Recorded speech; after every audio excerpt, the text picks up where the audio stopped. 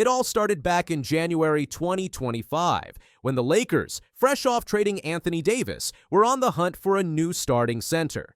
They set their sights on 23-year-old Mark Williams, a rising star with the Charlotte Hornets. Williams, averaging 15.6 points, 9.6 rebounds, and 2.5 assists this season, seemed like the perfect fit for the Lakers' future plans. The Lakers were ready to make a big move. They offered rookie Dalton Knecht, Cam Reddish, and a couple of first-round picks to the Hornets in exchange for Williams. The deal was almost done, but then came the shocking twist. The Lakers failed Williams on his physical exam, and the trade was rescinded. Now, for the first time, Mark Williams is speaking out about the failed trade. And let me tell you, he's not happy. Here's what he had to say. "I didn't think I had failed my physical. That didn't even cross my mind. The night I got traded, I played hella minutes. I didn't think in any world that was possible. Since I've been back at the start of the year, I've played games with a lot of minutes.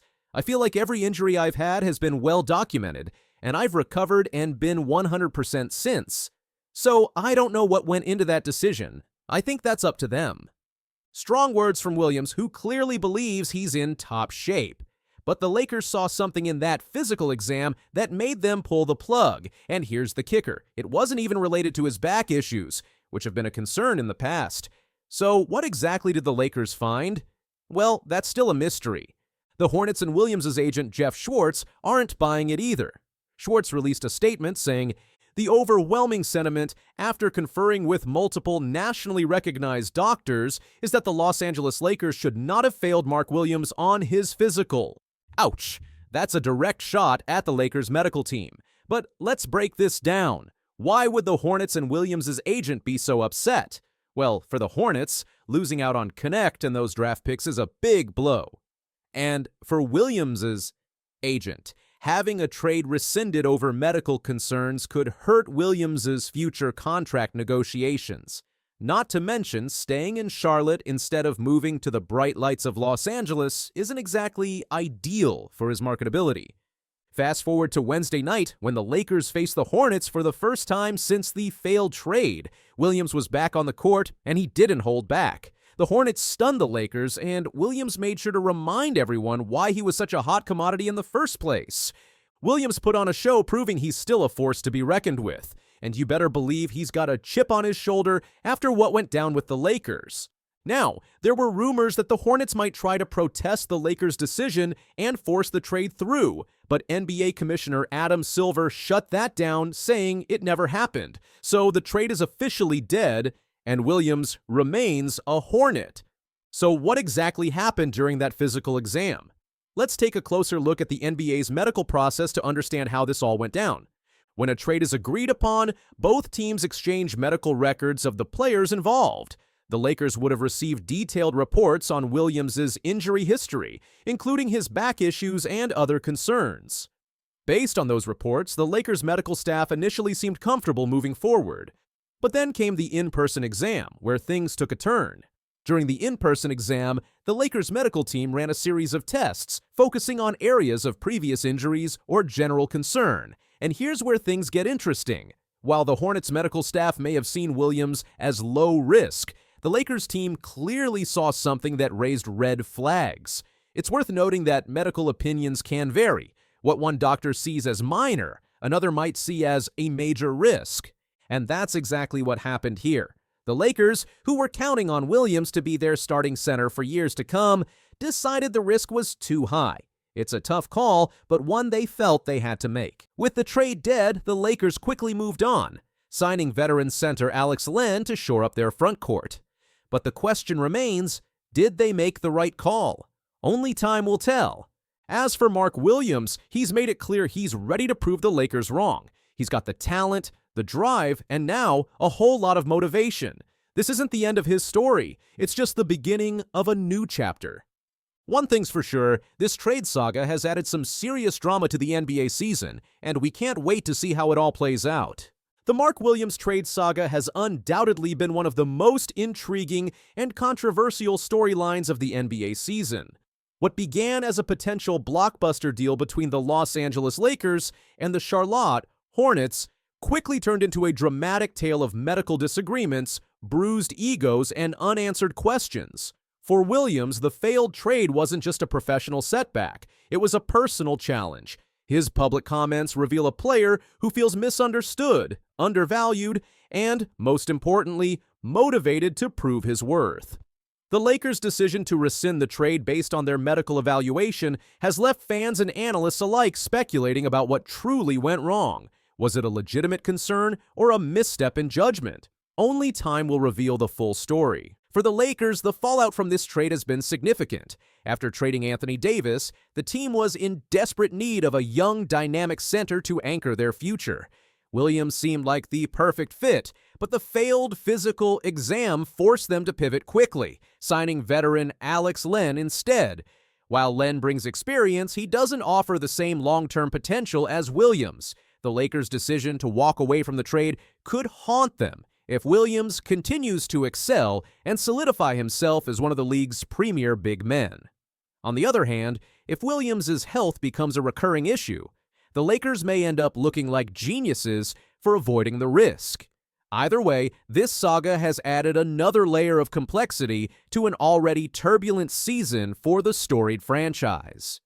For the Hornets and Mark Williams, the failed trade has become a rallying point.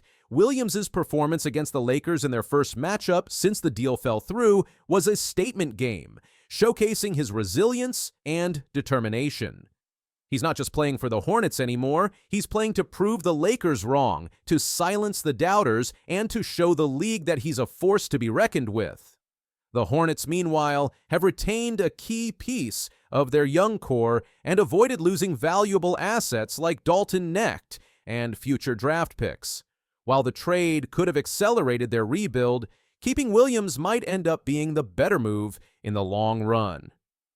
As the season progresses, all eyes will be on Mark Williams. Will he continue to dominate on the court and make the Lakers regret their decision? Or will the Lakers' concerns about his health prove to be justified? One thing is certain. This saga has added a new layer of intrigue to the NBA landscape. It's a reminder that in the high-stakes world of professional sports, even the most promising deals can fall apart in an instant. For Williams, this is more than just a missed opportunity. It's a chance to rewrite his narrative and cement his place among the league's elite.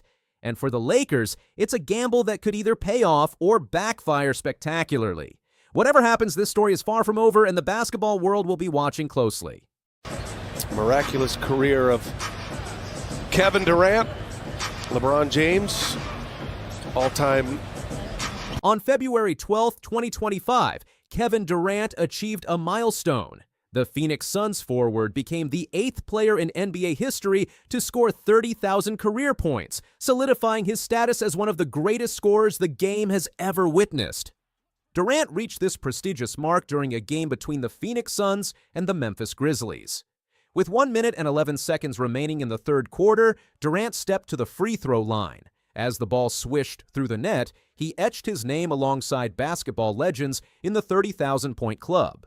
This moment was particularly poignant as it mirrored Durant's first NBA point, also scored from the free throw line back in 2007.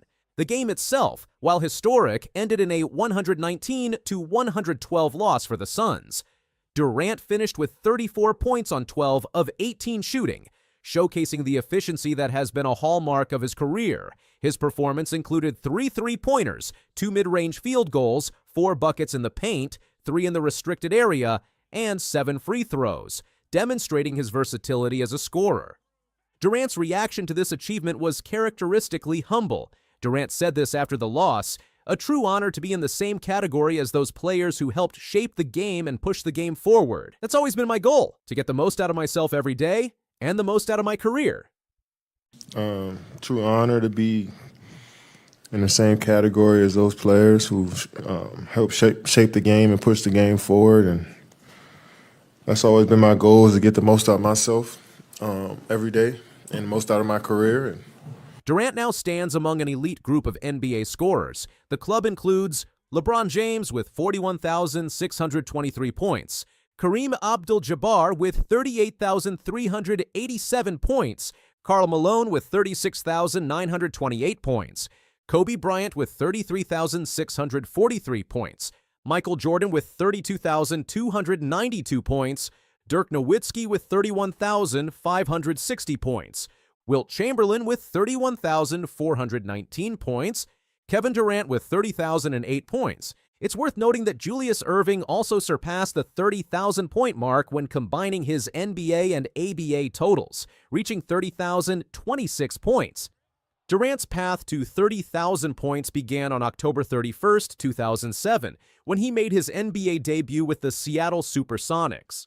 Over the course of his 17-year career, Durant has showcased his scoring prowess across multiple teams. He amassed 17,566 points with the Oklahoma City Thunder, formerly Seattle Supersonics, 5,374 points with the Golden State Warriors, 3,744 points with the Brooklyn Nets, and 3,324 points with the Phoenix Suns, showcasing his consistent offensive prowess regardless of the franchise.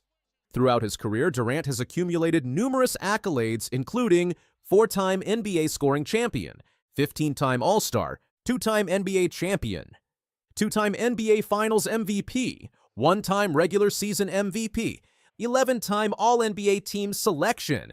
Among players who have played at least 500 games, Durant's scoring average ranks 4th all-time, behind only Michael Jordan with 30.1 ppg, Wilt Chamberlain with 30.1 ppg, and Elgin Baylor with 27.4 ppg. What makes Durant's accomplishment even more impressive is the speed at which he reached it. He scored his 30,000th point in his 1,101st career game, tying Kareem Abdul-Jabbar for the 3rd fastest to reach this milestone. Only Wilt Chamberlain with 941 games and Michael Jordan with 960 games reached 30,000 points faster.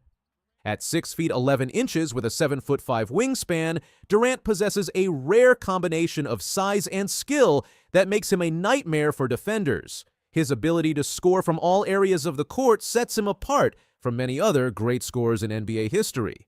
Durant's nickname, Easy Money Sniper, aptly describes his scoring style. He can rise up and shoot over defenders with ease, handle the ball like a guard, and finish at the rim with authority. This versatility has allowed him to maintain his scoring prowess even as he enters the later stages of his career. Suns coach Mike Budenholzer expressed his admiration for Durant's scoring ability.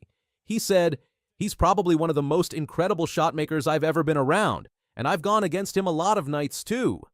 So it's nice to be on his side." The way he can rise up and shoot over people, his height, his ball handling. If he's not the most incredible shot maker, I'm not sure who is. The significance of Durant's accomplishment was not lost on those around him. Durant himself was appreciative of the company he now keeps, especially those two, Durant said, referring to Dirk Nowitzki and Hakeem Olajuwon, who had lauded his achievement. "I mean, I stole so much from Dirk and Hakeem that it's criminal. I've just always been inspired by the greats, always wanted to reach their level. This is an exciting time to be an NBA player, but I've always been inspired by those guys, and to be in their company is just surreal." That is criminal, you know, and yeah, I might have to be a little bit more athletic on my one-legger than Dirk, but he's the king, he's the god of that. So I just always been inspired by the greats, always wanted to reach their level. It's an exciting time to be an NBA player, is, you know, especially the time that I came up. It was so many game-changing players that kind of defied the norms as players, and those two were some of the guys that did that. So I've always been inspired by those guys, and to be in that company, man, is just surreal. Even opponents recognized the magnitude of the moment. Grizzlies guard Ja Morant, who led his team with 26 points in the game, honored Durant by giving him the game ball. Morant said, "He's one of the greats. Everybody don't get 30,000 in this league, so hats off to him, and I hope he keeps going. We want to see him out here." Despite Durant's individual brilliance, the Phoenix Suns have struggled this season. With a record of 26-27, they currently sit in 11th place in the Western Conference outside the playoff picture. This underperformance has led to speculation about Durant's future with the team. The Suns' struggles come after high expectations following the formation of their Big Three with Durant, Devin Booker, and Bradley Beal. However, injuries and inconsistent play have hampered their success. The lead-up to the NBA trade deadline was filled with rumors about Durant's potential availability. Reports suggested that the Suns had discussed trading Durant, with the Golden State Warriors emerging as a potential destination. However, Durant reportedly expressed no desire to return to his former team, effectively ending those discussions. Durant addressed the trade speculation directly. Durant told reporters at practice, "It's just part of the business. Everybody's bought and sold in this league. Anybody can be up for auction, so I understand that. It's just about getting back on the court and trying to go out and play the game that I love. It's part of the business, though. We've all got to understand that." Steph Curry, Durant's former teammate in Golden State, spoke about the situation. He said, "You need everybody to be all bought in no matter what the history you have. And I respect KD. It's all about having peace of mind and happiness. Neither one of us controlled that trade situation. It's just you want to make sure somebody wants to be somewhere. Other than that, I'm not trying to convince anybody to be somewhere they don't want to be." Warriors coach Steve Kerr also weighed in on the situation. He said, "I think it all worked out as it probably was supposed to. For Jimmy, it's a fresh start. For us, it's a different vibe, different look. Kevin didn't feel a reunion. So it wouldn't have been healthy for him to come here or for us if he didn't want to be here. Obviously, we would have been thrilled with either one of them, but I think it all worked out as it was supposed to." Durant's commitment to turning the Suns' season around post-All-Star break remains strong. He expressed excitement about the team's potential, saying, "Hopefully everybody gets their minds clear, enjoy their break with their families, get their bodies right, and then come back and put our foot on the gas and try to get this thing turned around. I know we're losing games. That's an exciting part of the NBA. Seeing how you can try to turn the season around and try to be better. We know we can be better. I'm excited about how we're going to come in as far as mindset. I know a week off from the game, guys will be fiending to get back. I can't wait." Despite Durant's current commitment to the Suns, speculation about his future continues.